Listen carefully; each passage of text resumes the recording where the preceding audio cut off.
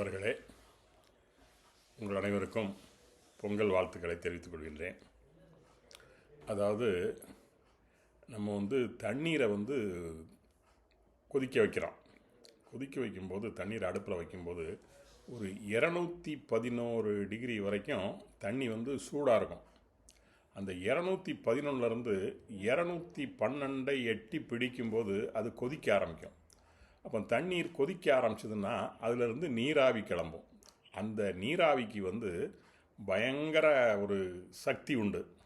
அந்த 212 டிகிரியில் வரக்கூடிய நீராவி ஒரு தொடர் வண்டியையே இழுத்து செல்லக்கூடிய அளவு ஒரு பலம் பொருந்தியது அந்த நீராவி.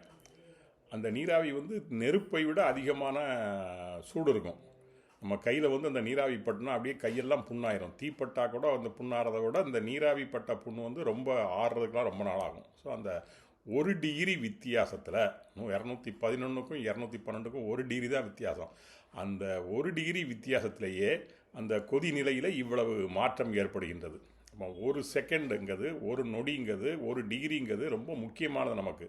நம்ம நிறைய ஓட்டப்பந்தயங்கள்லாம் பார்க்குறோம். அந்த பார்க்கும்போது முதல் இடத்துக்கும் 2வது இடத்துக்கும் பார்த்தா 1 செகண்டில் 100ல் 1 பங்கு தான் அந்த வேறுபாடு இருக்கும். முதல் இடத்துக்கு வந்தவருக்கும் 2வது இடத்திற்கு வந்தவருக்கும்.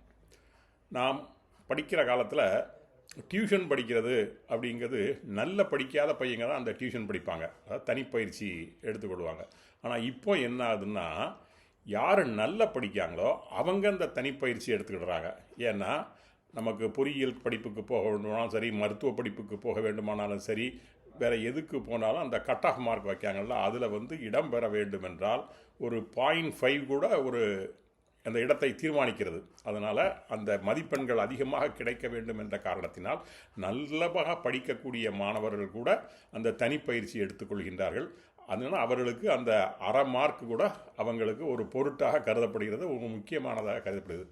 நான் என்னுடைய புதல்வர் +2 படிச்சுட்டு இருக்கும்போது மேத்ஸுக்கு வேணால் டியூஷன் வைப்புமா அப்படின்னு கேட்டேன். ஏன்னா பொறியியல் படிப்புக்கு போகணுமே, அந்த என்ட்ரன்ஸ் டெஸ்ட்லாம் நல்லா மார்க் வேணுமே.